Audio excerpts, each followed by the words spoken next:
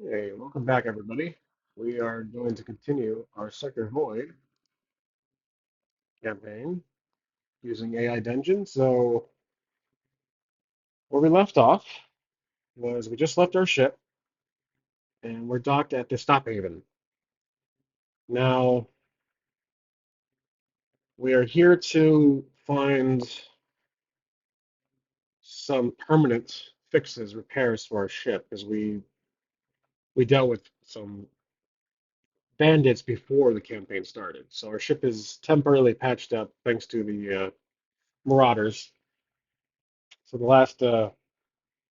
last print here says, as you step out of the lexicon and onto the bustling dock of Stophaven, the sudden surge of activity is a stark contrast to the stillness of your ship. The air is filled with the hum of conversations, the clanging of machinery, and the distant whir of ships taking off and landing. You take a deep breath, savoring the mix of metallic industrial scents that fill the station's atmosphere. Okay, so we need to find a repair site for my ship.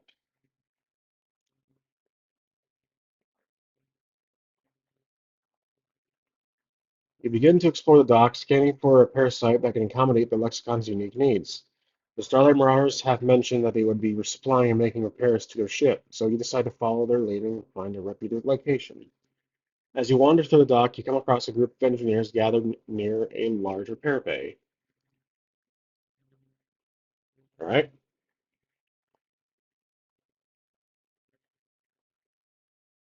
let's see what to say to these group of engineers.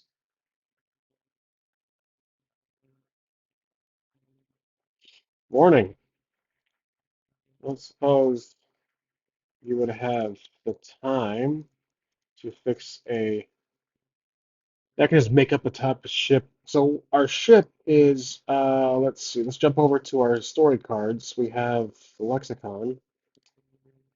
So Lexicon is a heavily modified transport vessel. So just a transport vessel to fix a modified transport vessel.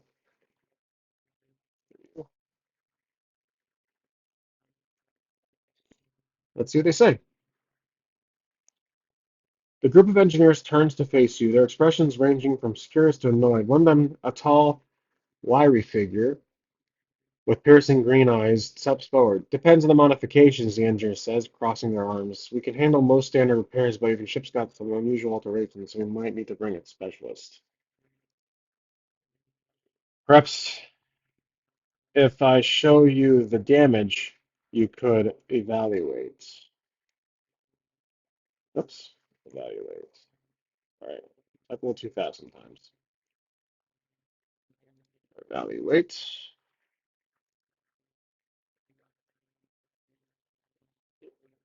Engineer nods, gesturing towards a nearby platform. Sure, bring your ship's schematics and any relevant data on the damage. I'll take a look and let you know if I can handle it here. You make your way back to Lexicon, retrieving the necessary schematics and damage reports from your console. Once you return to the platform, you spread out the documents pointing out the specific areas of concern to the engineer. All right, what are your thoughts? It's been patched up by some, let's see, by some skilled. Do I want to give away the Marauders or just say that it's been patched up by some skilled repair crew, but not a permafix?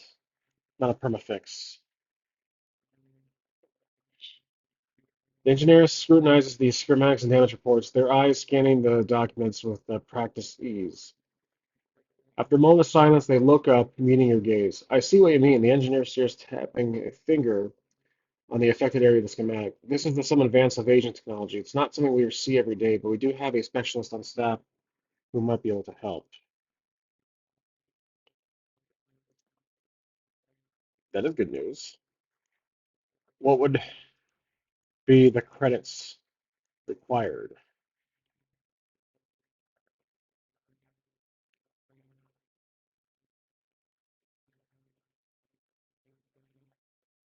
The engineer names a price for the repairs, which is a step which is steep but within your budget.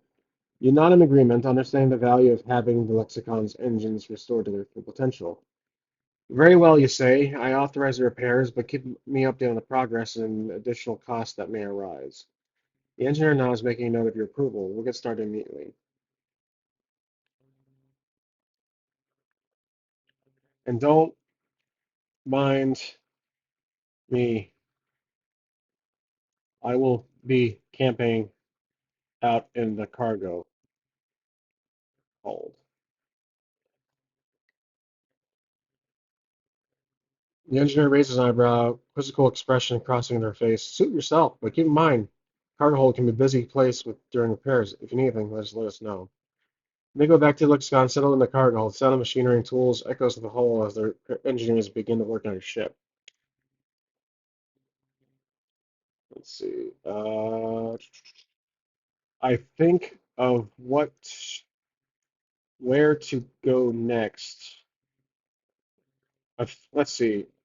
I think of what is my destination? The planet that this planet Noble, not Naboo, Noble. That's where we are supposed to deliver these goods. So, planet Noble and the cargo I was tasked to deliver in a timely fashion, but obviously with some delay. All right. As you sit in the dimly lit cargo hold, the hum of the repair machinery serves as a constant reminder of the work being done to restore your ship's engines. Your thoughts drift to Planet Noble and the important delivery you're meant to make. You can't help but feel a sense of urgency, knowing what time the time is on the ensign.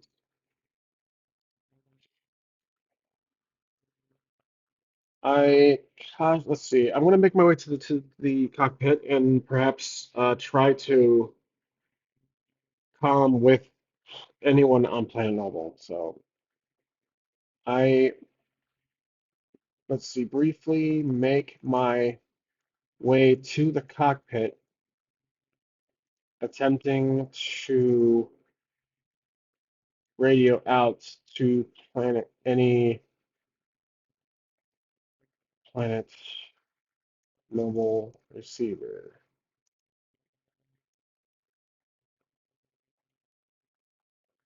recipients.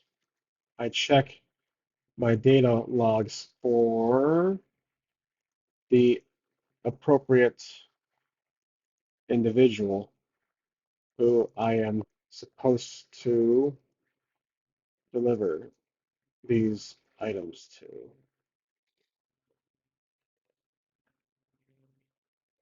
You make your way to the cockpit and take a seat in the pilot's chair. You pull up your data log, scrolling through the information until you find the contact details of the recipient of the planet on Planet Noble. With a sigh, you initiate contact, hoping that they will understand the delay in delivery. Let's see. Let's create a contact for Planet Noble. I think it was mentioned here. No? Nope. All right. We don't have any characters per se, but we do have Captain Roran. So let's add another NPC. Let's see. Let's do Harlan.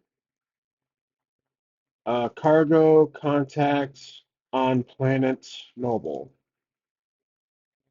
Continue. Harlan's a shrewd businessman and go-to cargo contact on planet. He has connections with both legal and illegal trade networks, making him a valuable asset. Okay, so we will copy that and save him, and then let's see. Harlan, do you read? This is Lex of the Lexicon. I am updating you on my progress.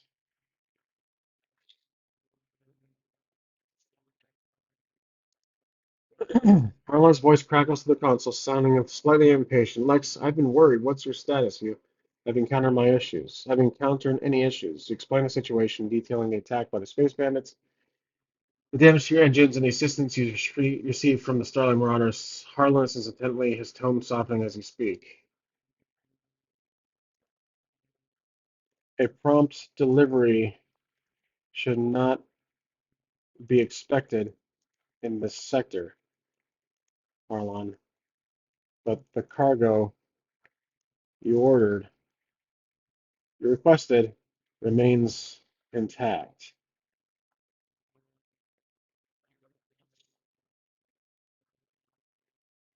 Harlan sighs, understanding the challenges of Sector Void.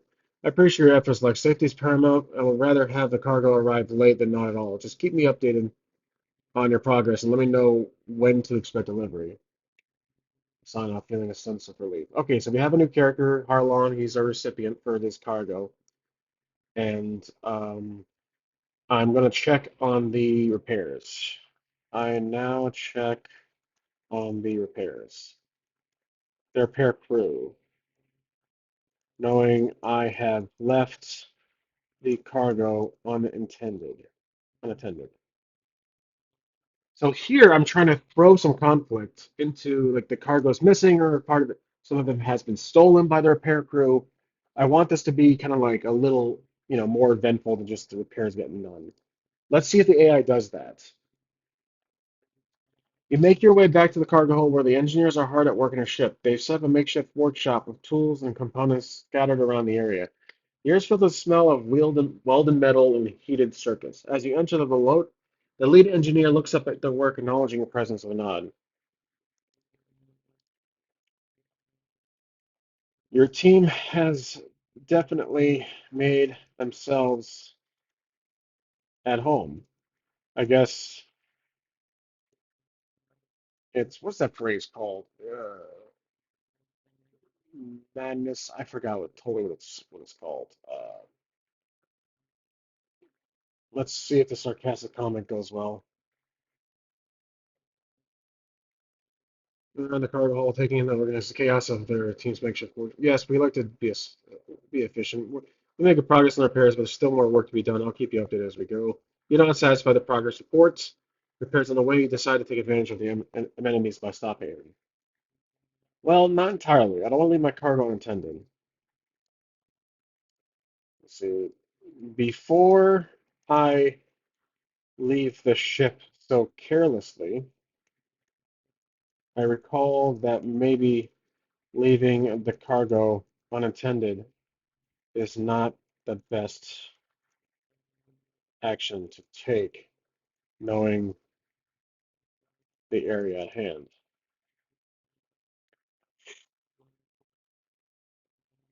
You decide to secure the cargo before leaving the ship. You double check the locks and seals on each container, ensuring that they're as secure as possible. Once satisfied, you take one last look around the cargo hold before heading out. The bustling activity of stopping and greets you as you exit the lexicon. The air is filled with the hum of conversations and the clanging of machinery and the existence of worship signal. So it really wants me to explore. It's really pushed me out of the ship. Okay, we'll do that. Let's see here. Okay, so let's look for some weapons or merchandise. Okay, let's do that. I find an interest in locating a merchant who sells a rumored AI personal assistant device.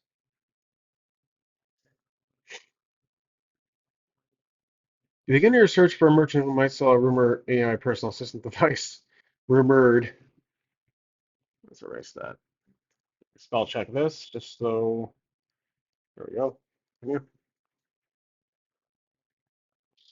And let's check our current context window. So wow, we're really close to the tip here.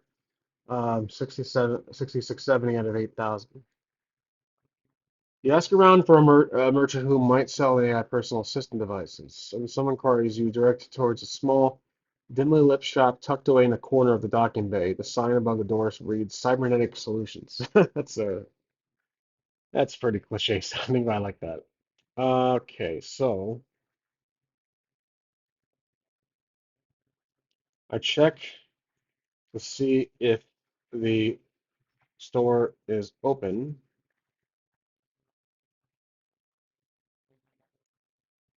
You approach the shop, the door slightly ajar, revealing a dimly lit interior filled with various gadgets, mechanical components, and what appears to be an AI device. The air is thick with the scent of oil and electricity. As you enter, a small bell attached to the door rings, alerting the presence of a customer, a figure hidden in the shadows emerging from a wall behind a counter. Ah, welcome, traveler. All right, so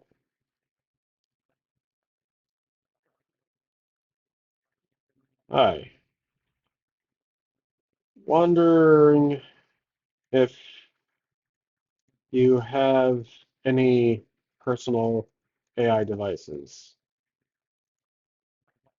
I seem to have misplaced mine.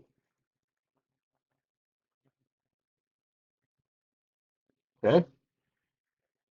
The figure behind the counter, middle-aged human with a friendly smile, nods and gestures towards the display case filled with various AI devices. Indeed, I do. I have a range of models to choose from, depending on your needs and budgets. Care to take a look? As you browse the selection, notice a sleek, compact model that catches your eye. Okay. Oh, actually, as you say, what is this small silver one here?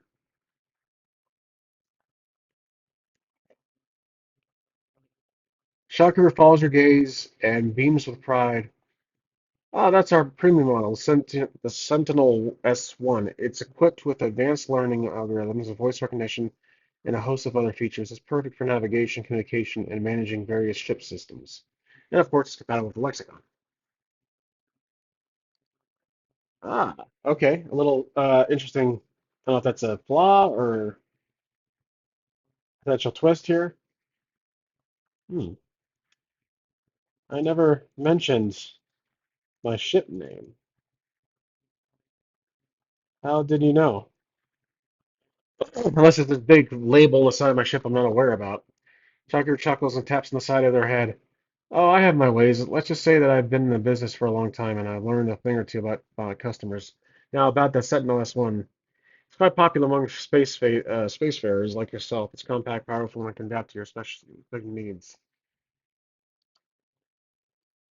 Uh, I jokingly turn around looking through. Here's some comedy for you guys. Looking through the window and can see my ship had and forgot that my ship name is plastered on the side of it.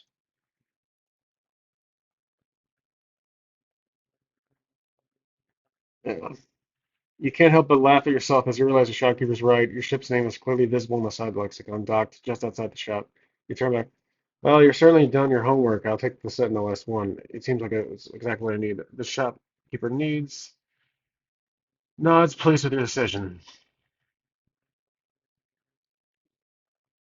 How much for it? 10 credits, plus tax and service charge. It retains for 12,000 credits, but I can offer you a 10% discount for being a valued customer. That brings the total to 10,800 credits. Okay. That's I don't think that's a 10% discount. Would it be 12? Hold on a second.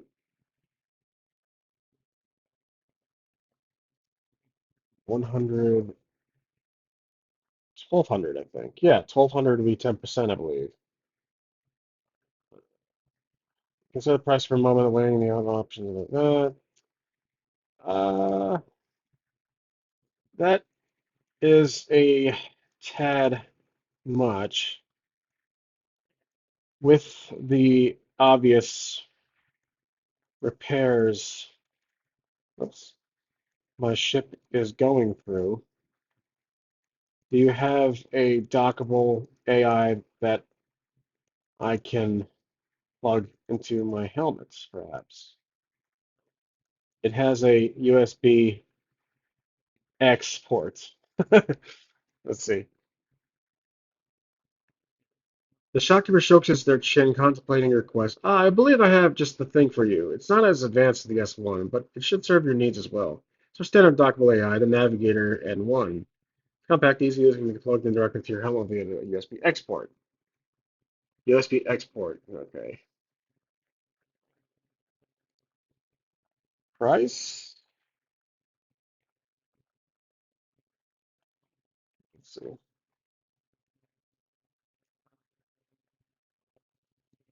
All right. The price of Navigator 1, the Navigator is priced at 4,000 credits. Gives you current situation. I can offer you a 15% discount, 3,400 credits. Consider this a more affordable option. Decides it better fit for your budget. Especially the repairs are shipped. Count me in. I'll take it.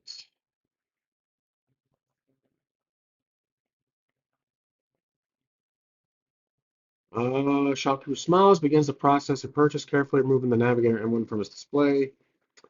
Case of wrapping it in the protective packaging. As you wait, you take a moment to look around the shop, noticing the various AI devices and mechanical components that fill the space. Once your purchase is ready, the shopkeeper hands you the package along with the user manual and charging cable. Here you go, a brand new Navigator M1. So let's add this to our items. We have item, uh, Navigator N1, portable, AI, pluggable, a portable AI system that plugs into plugs via helmets display.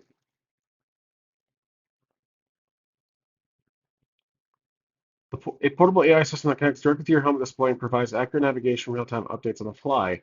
Is an essential tool for anyone hoping to navigate the treacherous terrain of Sector Void. Terrain, whatever. Okay, we got our item.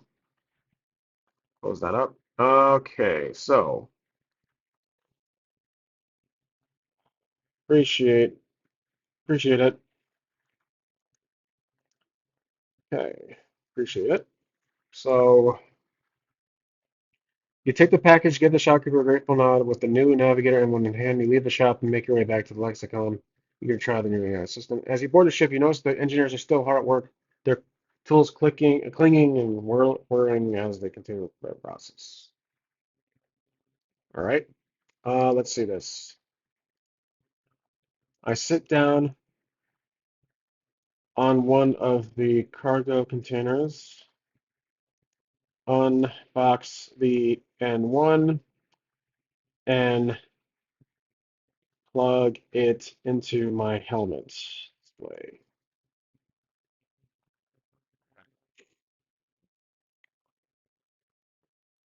You carefully unbox the Navigator M1 and plug it into the USB-X port on your helmet display. The screen flickers the light, revealing a clean interface to your AI avatar. Hello there, user. The avatar greets you with a friendly wave. I am the Navigator N1, your personal AI assistant. How may I assist you today? Let's see. Interesting. Never talked with a virtual. Well, it is the sci-fi, so I'm guessing AI is fairly common. So let's just say it's been a while. It has definitely been a minute since I've chatted with a virtual AI.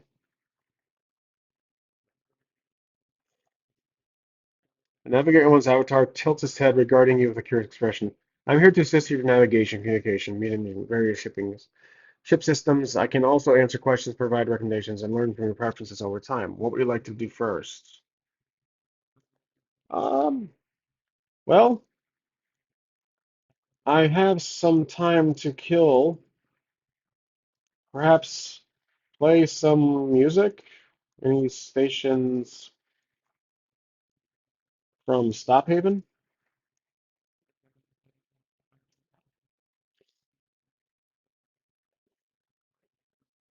Okay, Avatar nods and taps on the help display a few times. Sure thing, user. Let me see what I can find on the Stophaven network. After a brief moment, a selection of music stations appears on the screen. Here are some available stations: Ambient Space, Cosmic Groove, Classic Rock from Home, Robotic Rhythms. Which what? Let's see. How about any heavier space metal music.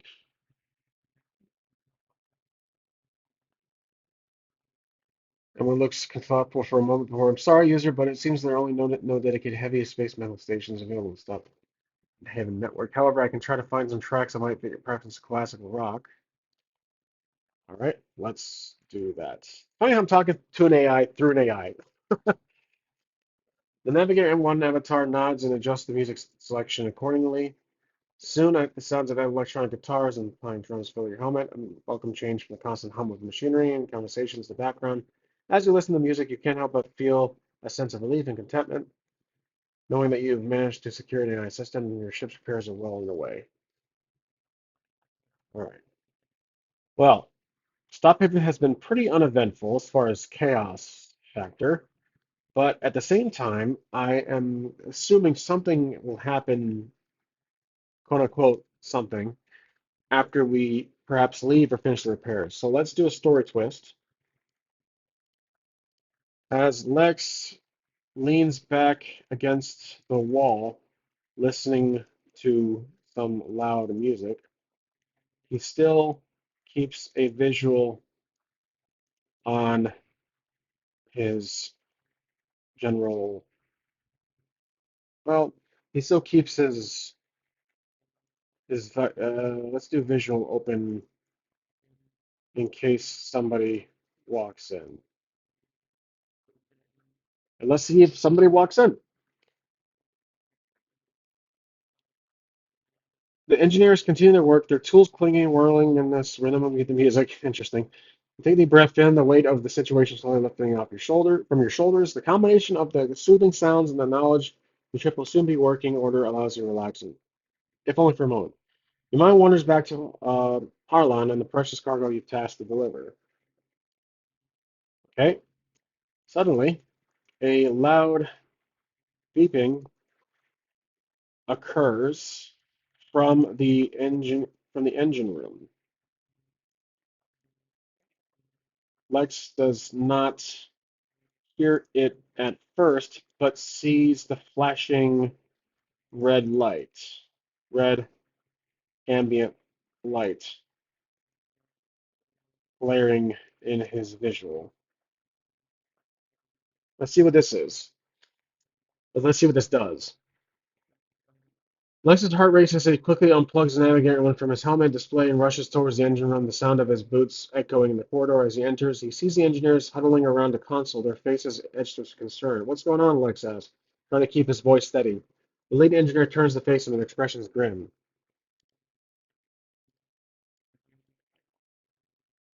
Red light not good. Red light not good. No, it's not. Engineer, we've encountered an issue with the engine core. It's overheating and we need to shut it off down immediately to prevent any further damage. As the engineer speaks, they quickly work on the console, their fingers dancing over the controls. You can see the urgency in their movements and sweat beading down their brow. Lex walks back and forth, waiting in the hallway, waiting for the news, as if he is at an ICU.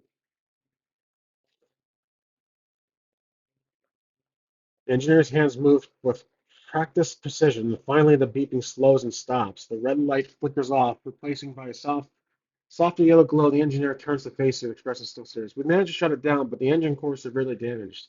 We have to replace entirely the engine. Their heavy voice.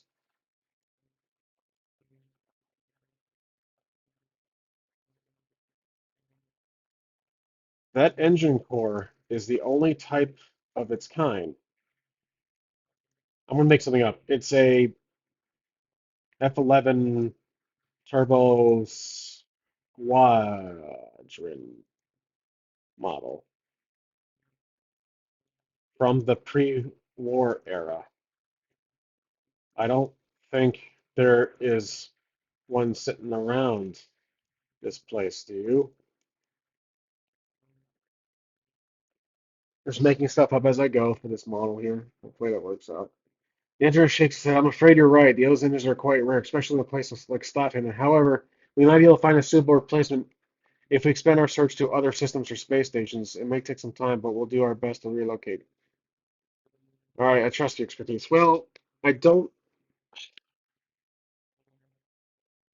Let's see. I'm gonna try to do something funny here. So, or not funny, just kind of like a little, plot threading.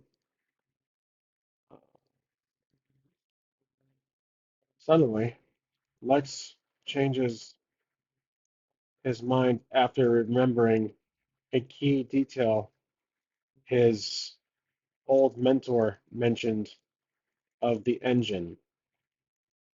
He embarrassingly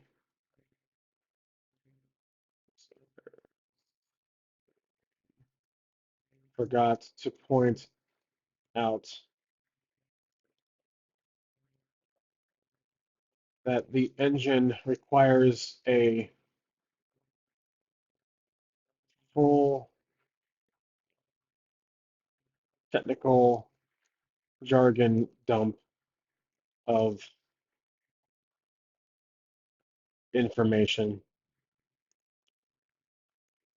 that Lex simply repeats but has no idea what it means, but is aware to repeat these details when the engine overheats. He asks the engineers, he asks repair crew, if any of that makes sense. So I'm just trying to see that we don't have to go venture off into another planet and come back. I just want to stay in the ship. So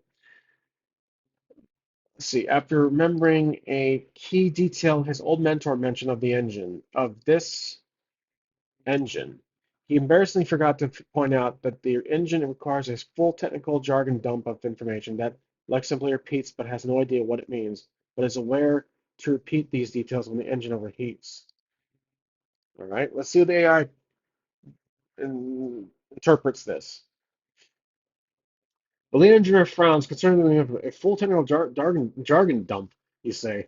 That's an unusual request, but it might just help us in our search for a replacement. Let me see if I can make sense of it. The engineer takes out a data pad and begins analyzing information. Well, I was kind of thinking, like, that's not really what I meant. Let me see if I can adjust this. It was like let's see, full technical jargon dump. I'm going to try to actually make up something. Let's see. He tells the repair team to unplug it and plug it back in. Let's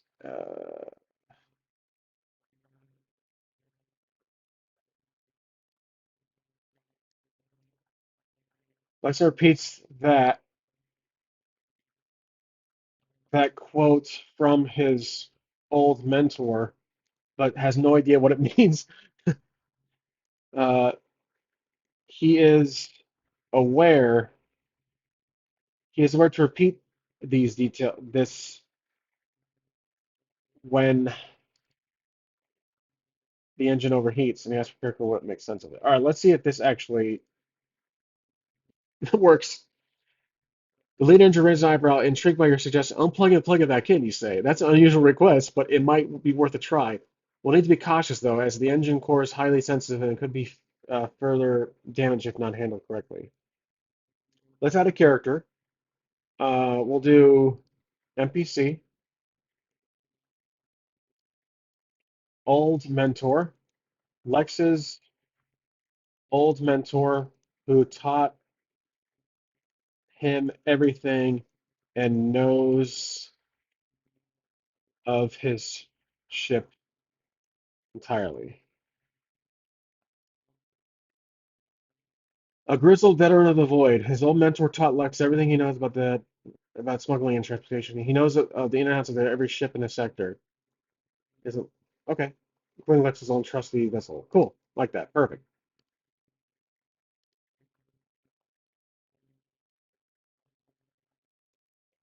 If it helps, my old mentor was none other than Star Green. Let's see if that, we'll add a name for that guy here. So old mentor, Star Green, old, Lex's old mentor. Let's see if the AI is like, whoa, Star Green, who's that? Or like, whoa, I've heard of that name. The lead engineer's eyes widen in surprise and respect. Star Green, the legendary smuggler and engineer? If he suggested unplugging and, and replugging the engine core, there might be something to it. However, I must insist on extreme caution. We wouldn't want to cause any more damage. Understanding the importance of being cautious, the Elix agrees to the engineer's approach. Of course, I understand. Just let's proceed with caution. I stand, whoop, I stand back and lean against, whoops, against the hallway, the wall facing the engine room, keeping a distant eye on the inventory and back in the cargo hold.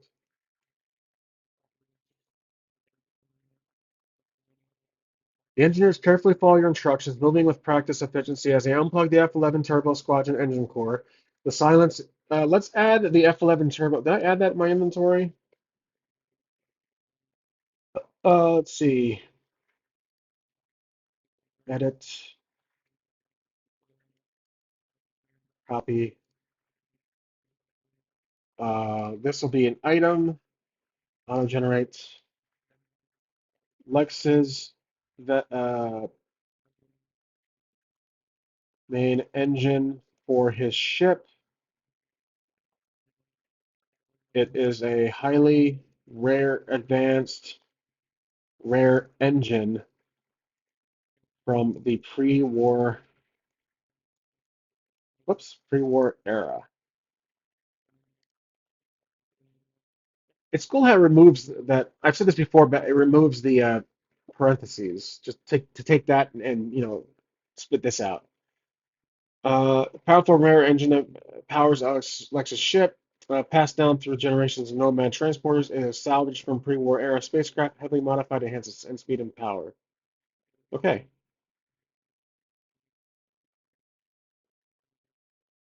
all right, good. Okay, so the engineer carefully followed instructions, the silence in the engine room. All right, so official. We're moving with practice to efficiency as they unplug the F-11 turbo squadron engine core. Where am I? The silence in the engine room is almost deafening, broken only by the soft hum of machinery and the distant sounds of the bustling space station outside. After a moment, they cautiously plug it back in, their eyes glued to the console as they monitor the engine status.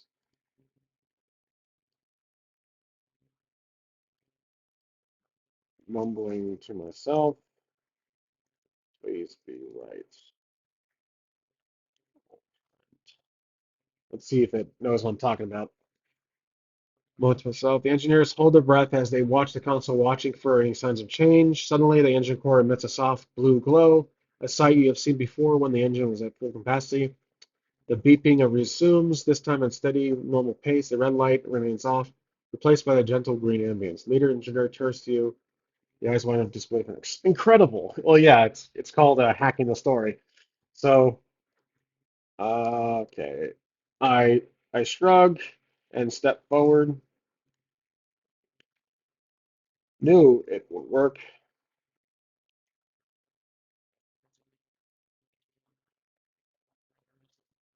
The lead engineer shakes their head in amazement. I can't believe it. Your mentor's method actually worked. The engine core is functioning properly again. There doesn't seem to be any further overheating issues. You smile, feeling a sense of satisfaction and relief wash over you. You had trusted your old mentor's advice, even if it seemed unorthodox. It's paid off. Yep. So let's see. That is Star Green for you. God rest his soul. Actually, I'm going to throw a little twist here. So I'm going to say that, but I'm going to do story. Lex smile, smirks, and once again credits Star Green's reputation, but also mentions RIP to the legends. However, the lead engineer disagrees that he and mentions that he is thought to be still alive. Now, this is where I want to throw in a little, not a wrench in the plans, but like kind of a little foreshadowing, perhaps. So the lead engineer grins. Actually, there's a rumor that Stargreen is still alive and out there, traveling the stars. Some say they've seen him at various space stations, sharing his wisdom and tales of gold. Here is an eyebrow tricked by the revelation. The idea of your old mentor still being out there, sharing his knowledge with others, fills you with warm, nostalgic feelings. Intriguing. Last time I saw him, he ran into a firefight with some space bandits. Never risked risked his life, apparently, for me, but perhaps survived.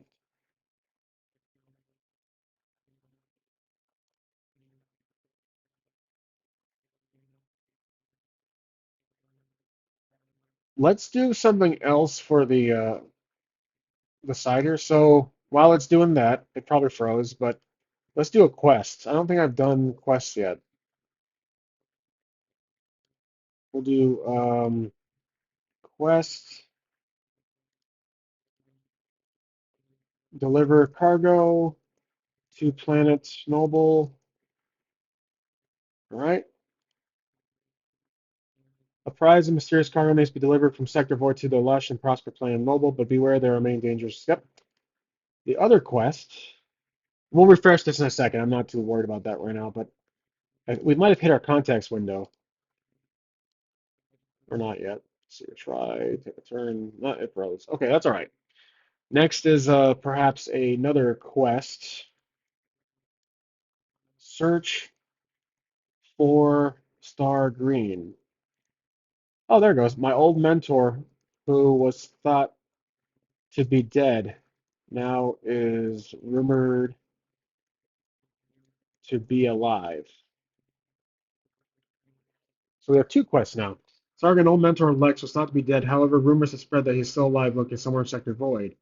Okay, that's next, probably next quest after delivery. The lead engineer nods. Yes, that sounds like something Stargreen would do. Was always known for his bravery and cunning. If anything could survive a firefight, this man would be him. You stand there for a moment, lost in thought. The idea of your old mentor still being out there, alive and well, brings a smile to your face, and you make a mental note to keep an eye out for him during your travels. Okay, so let's check our context window. We are nearing 8,000. If I recall correctly how these LLMs work, the window will consistently, it'll max out to 8,000 tokens, and then it'll keep moving, scrubbing, while phasing out old information at the very, very back end of this conversation we've been having with the AI ever since we started this campaign. So it will retain everything within an 8,000 context window, including all the story cards that work off triggers to obtain information, all the summary, and then the memory. So it is possible that the consistency will dwindle a bit, but with memory and the summarization, we might still have perhaps a good amount of consistency when we play this. As we continue past that, again, 8,000 context window, it reads the plot, the short summary. That's pretty much all it's reading, this whole thing right here. It's already gotten up to the part where it says a method recommended by his mentor, Stargrain, but it does keep this short, so it will get rid of the information while it has the memory. The story cards are only retrieved, they're not modified. They're based on triggers, and then this is all just the regular stuff here. Like I said before, memory I don't think can be accessed or modified. It is strictly maintained behind the curtain, so that's good to know. All right, so we are, let's say that I'm going to ask them, well, otherwise, was this the final repair?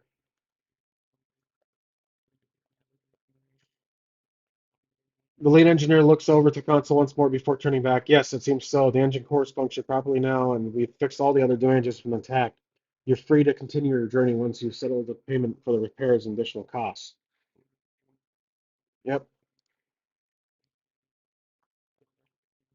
I pay them their dues.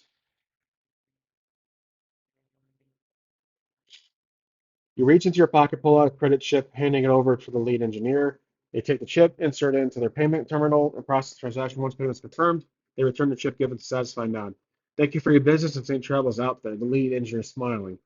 You return the smile, a sense of gratitude for the expertise and dedication to fixing the ship. All right, so let's do a story. The repair crew clean up their tools, pack up, and leave the lexicon. Lex looks over the cargo hold and tallies and notes what has been done on his digital pad. He then locks up the ship's docking door and goes back into the cockpit.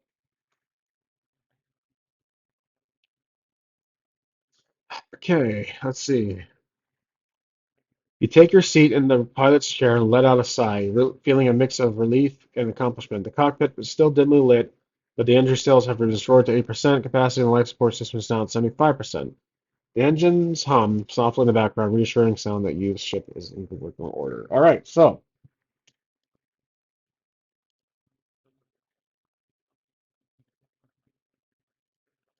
as Lex looks out the cockpit window, he sees a familiar face drift by the crowd.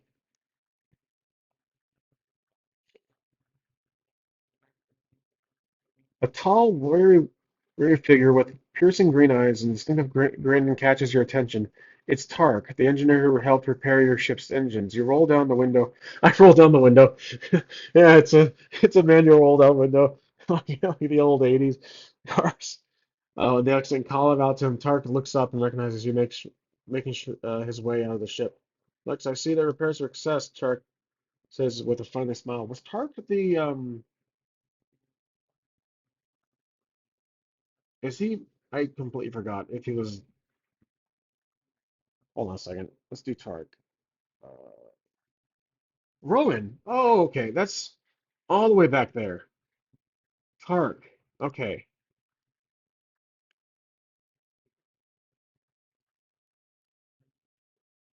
Engines all up and running. What have you guys been up to?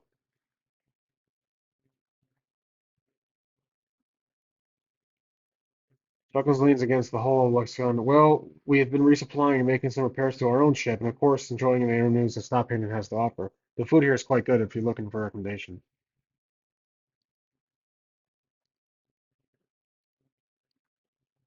I do have. That sounds intriguing. Actually, that sounds promising. I do have a question though. Where is Roran? I have some interesting news for him.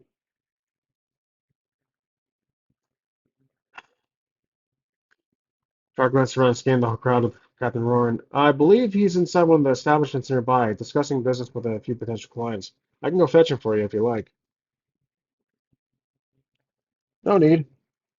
I'll I'll go talk to him personally.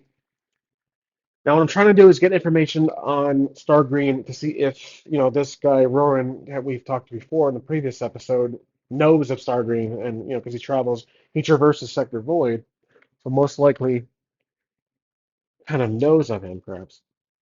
You step out of the cockpit and make your way through the bustling crowds of Stophaven, following Tark's directions to where Captain Rory is. As you navigate the winding corridors and passageways, you can't help but marvel at the diversity of the ships and beings that fill the space station. Finally, you reach the establishment where Rory Rory. Rory is holding his meeting.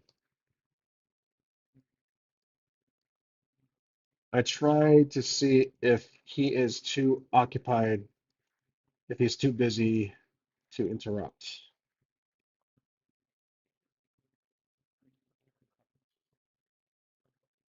You approach the entrance of the establishment, piercing inside to see if Captain Rory is engaged in a serious conversation or not, or if it would be a good time to interrupt. From your vantage point, you see Rory seated at a table, deep in conversation with a few other individuals. They appear to be thoroughly engaged in the discussion, but Rory occasionally glances up to making eye contact with you.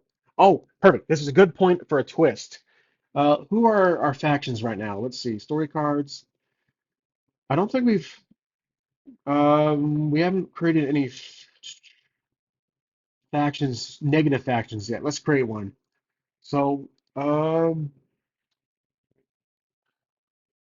let's do the bounties, or no, not the bounty. That's too easy.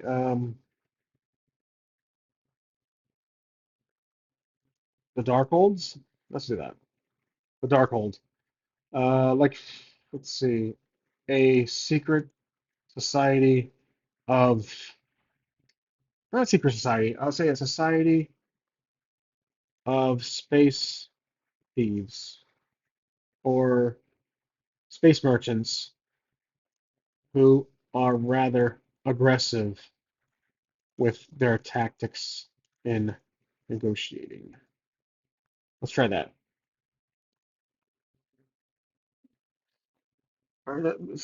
Trade of valuable space minerals, rare artifacts known for their aggressive negotiating tactics and rotation. They've been known to intimidate and bully other space factions. Okay, so the Darkhold, which I just realized is a Marvel Agents of Shield reference, or actually just from the Marvel universe and the movies with Scarlet Witch, but I will keep that in there. Uh, Planet Noble. Well, we could change that. Let's do not Darkhold. Let's do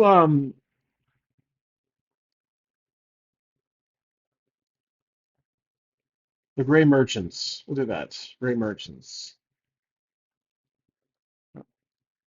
The Gray Merchants are a society of space merchants who trade in valuable knowing. We'll do that. And then Stop Haven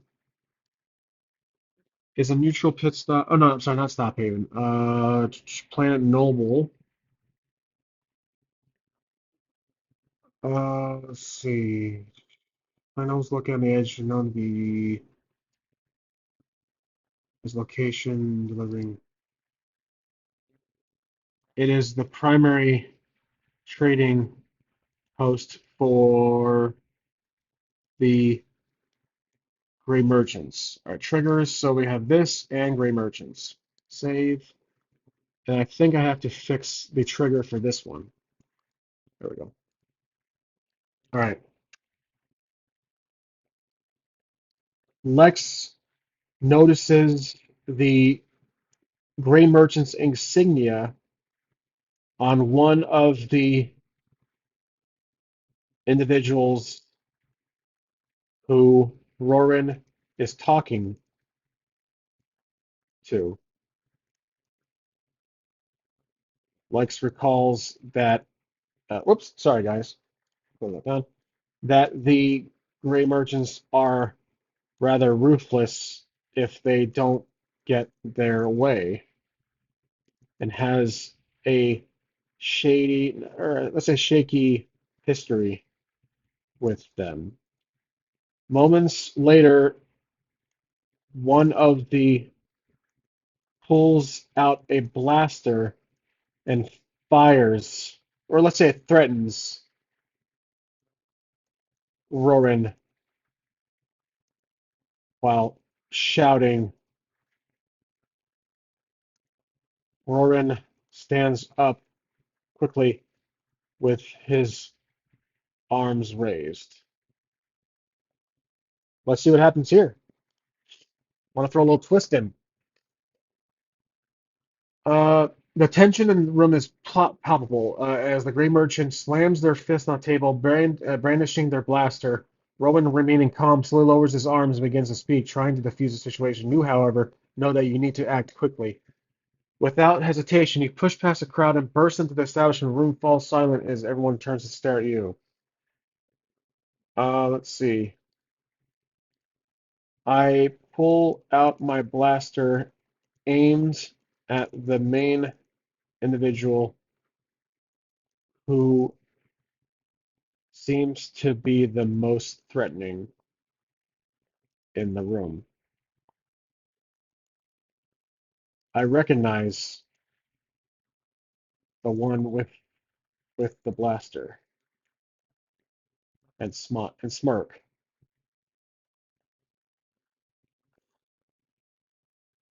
You stride into the room, your blaster held steady and aimed at the gray merchant wielding the blaster. Tension is thick in the air, but you maintain a cool, calm demeanor. The room full of patrons, crew members, watches the scene unfold with the bated breath. Riley, let's do a name. Riley Gambit. I should have known your. I smelled your stench a mile away. All right, let's do a character. So Riley Gambit, he's going to be a NPC, obviously. Riley Gambit, main leader of the Gray Merchants, is a notorious hero in the sector void, well known for his cunning and ruthlessness as the leader of the Gray Merchants. She, no, he controls a vast network of smugglers, thieves, black market traders, operating. Well, not necessarily all that. Her figure and known for. Let's just cut this down to known for his cunning and ruthlessness as the leader of the Grey Merchants. All right,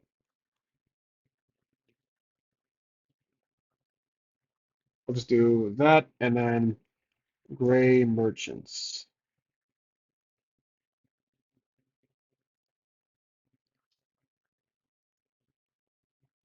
Let's see what happens. Riley Gamma's eyes narrows as he's recognized using smirks, not seeming the least bit intimidated. Well, well, if it isn't the Lex of the Lexicon, you should have. I should have known you'd be on the one to come up to Ronan's rescue. The other great merchants around the table glance at each other, unsure of how to react to the unexpected turn of events. Rowan, I recommend you not deal with these goons. They have a tendency to not complete, well, to not pay fairly.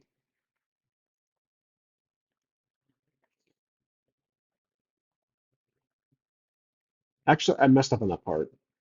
Um,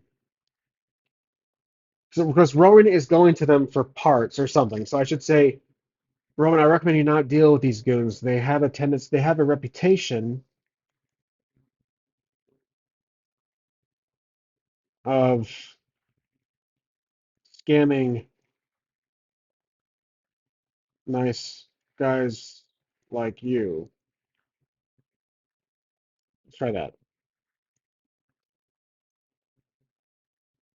Ro looks relieved to see you and also wary of the situation. He glances at the gray merchants who are now growing intensely tense. Lex, I appreciate your concern, but I can handle this.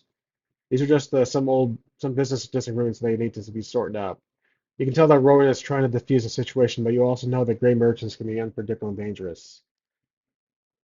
Am I going to be Paragon here or Renegade? If I recall those two correctly from Mass Effect. Uh, let's see, I tighten the grip on my blaster and aim it directly at Gambit's head, where I see, whoops, an old scar from a fight we've once had.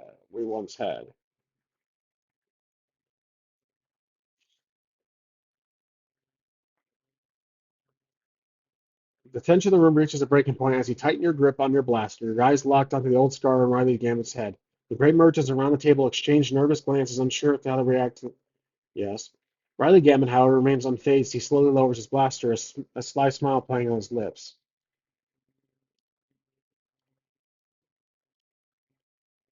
You know, Gambit, you know damn well I won't hesitate like before.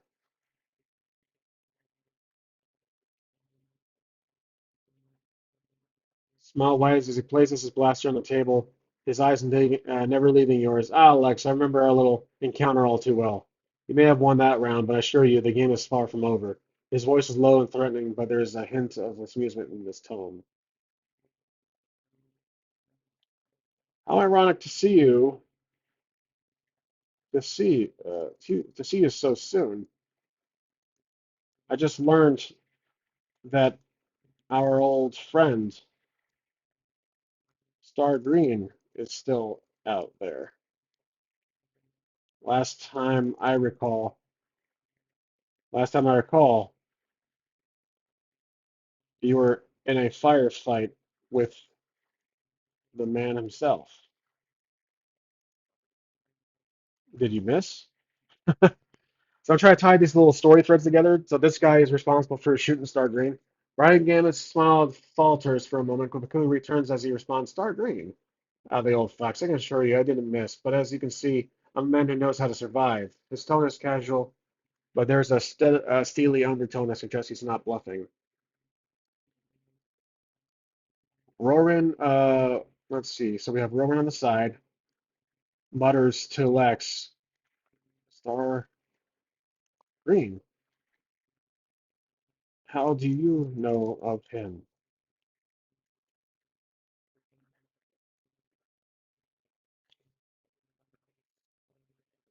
He turned to Roran and replied, Sargon was my mentor. He risked his life for me in the firefight of the space bands, and I've recently learned that he might still be alive.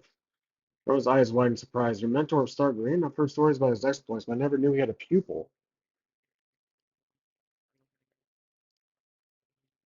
You're looking at him, and to add, those space bandits are now call themselves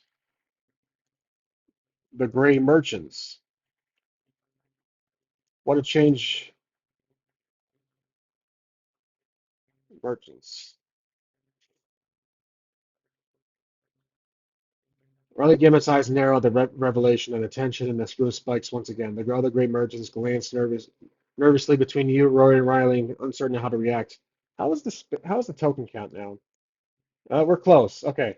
Hal remains silent for a moment. Finally, he breaks the silence. So, you're the one who Green took under. Oh, so you're the one Green took under. Who's saying this?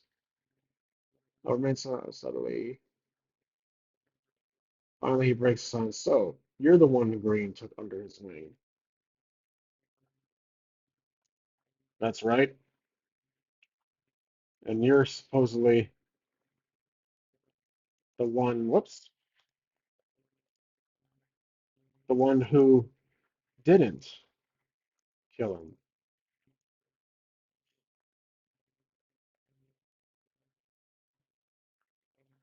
Riley Gamma's expression shifts to a thin smile. Indeed, I didn't kill him, but I can assure you it wasn't out of any sense of compassion. Star Green and I have a long history, and our feud is far from over. He pauses, then continues, but that's a story for another time. I believe we have some unfinished business to attend to, don't we, Lex? Lex sees Roran slowly cupping a flash grenade,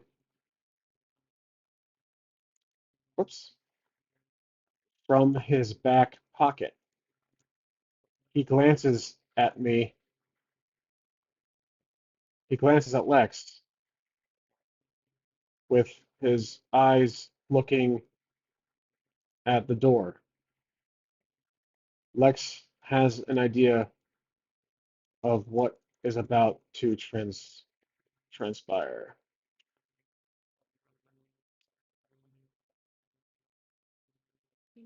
As Riley Gambit speaks, Rory suddenly signals you with a glance towards the door. You pick up on his clue and notice that he's holding a flash grenade in his hand, concealed from the gray merchant's view. Realizing that Rory is preparing for a diversion, you keep your blaster trained at Riley Gambit, maintaining your firm stance. Let's see. I slowly back up against the door with the blaster in hands aimed at Riley. Did we add Riley Gambit to our notes here? Yep. So that. Um, what other triggers does Riley Gambit need to have? Gray Merchants, and then that's fine. I think it's in the memory now, so we'll just keep it at that. And that Riley.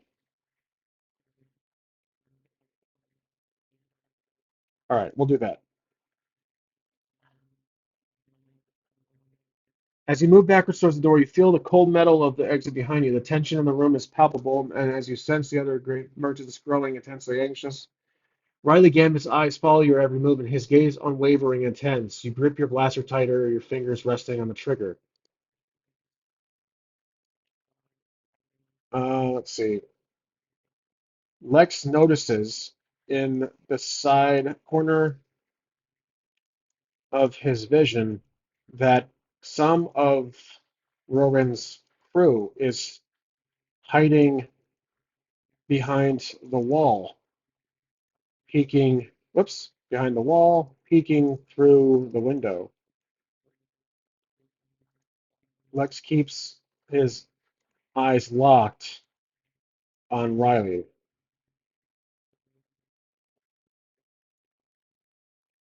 In a sudden stunt, let's do stunt. Um, one of the gray merchants dives at, or quickly draws a blaster, but is quickly, I guess it quickly over and over, quickly draws his blaster. Let's just keep it like that. See what the AI can create here. I don't want to do too much of the story, but a swift move, you turn your blaster towards the gray merchant who draw their weapon, catching them off guard. The room erupts to chaos as Rowan throws a flash grenade onto the table, causing a blinding flash and deafening bang. You take advantage of the confusion, pushing open the door, darting through it. As you make your escape, you can hear the sounds of shouting and blasting fire echoing behind you.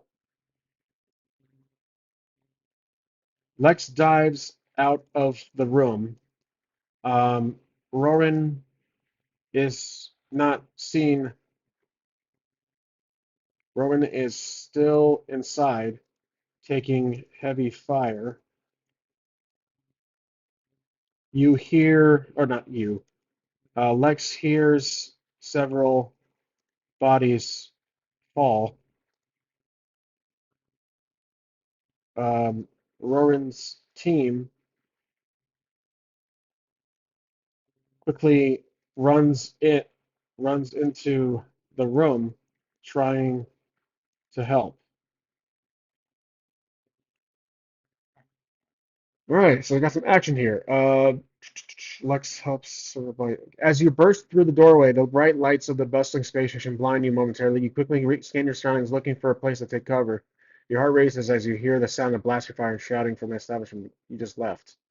In the distance, as you spot a narrow alleyway, two buildings, it seems like a perfect place. Okay, but however, so with Stop Haven, it's a neutral bout. It's a neutral ground. There's not supposed to be any violence or any issues like that. It's like the Continental from John Wick. So here's what I'm going to do. Since the Stop Haven is a neutral ground, a handful of security droids, heavily armored, burst into sight and enter the room, commanding everyone to lower their weapons. Oh, whoops. Wait, what just happened? Oh, I'm sorry, never mind. I misread something. You make a split-second decision and dash towards the alleyway, your boots thudding against the metal. Sure, I'm going to proudly run away. Why not?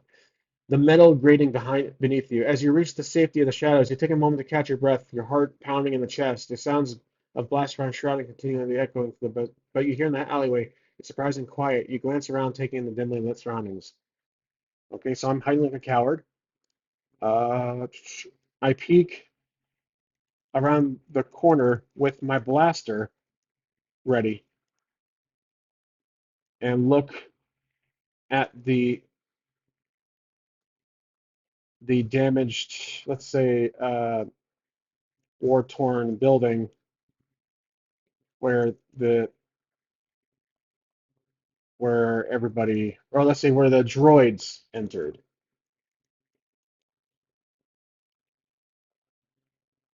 or torn. As you cautiously peer around the corner, you see the heavily armored security droids efficiently restoring order with the war-torn establishment. The patrons, including the Grey Merchants and Rory's crew, are being detained and disarmed. Riley Gambit, the main instigator, is being held firmly by two droids, while Rory is being questioned by another. Interesting. Okay, I like this. Lex remains where he is, lowering his blaster out of sight, placing it back in his holster.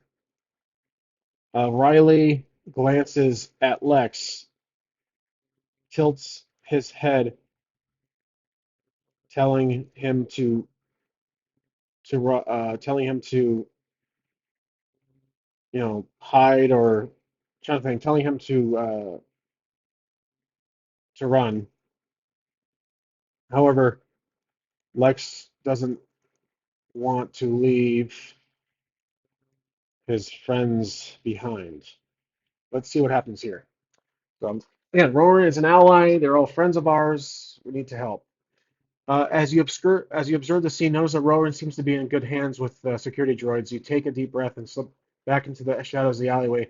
This is your next move. Your heart rate begins to slow down, and you realize that you need to find a safe place to lay low for a while. You recall seeing a nearby cantina earlier where you were walking through the bustling streets of Stophaven. All right, so Rowan is dealing with all this, and um, Riley Gambit was being detained. So I casually walk up to the droids, acting as a commoner, asking if anybody got hurt. All right, let's see what happens. You cautiously approach the security guards, blending in with the crowd of onlookers that has gathered around the establishment. As you draw near, you adopt a concerned expression, doing your best to appear as just another concerned bystander. You raise your hand in a non-threatening gesture and ask one of the droids, "Is everyone all right? I heard the commotion and came to see what happened." Um, Riley, look, not Riley, Rowan, Rowan and his team smile. Let's see, I'm going to say Riley, Gambit, and the merchants, the Gray Merchants, are being arrested by the other droids. The cap, the main, I don't know, the main droid, let's call him the Arbiter. Arbiter. The main droid, Arbiter. Oops, sorry. Speaks to Lex. Okay, so let's add a new character, Arbiter. Copy. Okay, and then we'll do this. Story cards, NPC. The main security droid for Stophaven.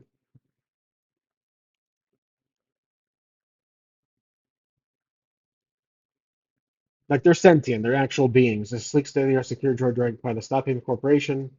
Okay, I'll take that. Program to uphold the law within the borders of Stophaven territory. Arbiter is nearly indestructible, equipped with advanced weapons, though unapproachable by most outsiders. They manage to gain Arbiter's trust. Will find a fierce and loyal ally. Interesting. Arbiter. Okay, I like that. Perfect. Let's see how he treats us. Arbiter seeks security droid, turns to you, responds to calm relative voice. All individuals involved in the altercation are being detained or questioned. There are no reported injuries, but the situation remains under investigation. Thank you for concern. You nod, acknowledging the droid's response, and takes a moment to scan the area for any sign of Roran. Yeah, he's right there. Um, Roran appears to not be handcuffed, standing alongside his team.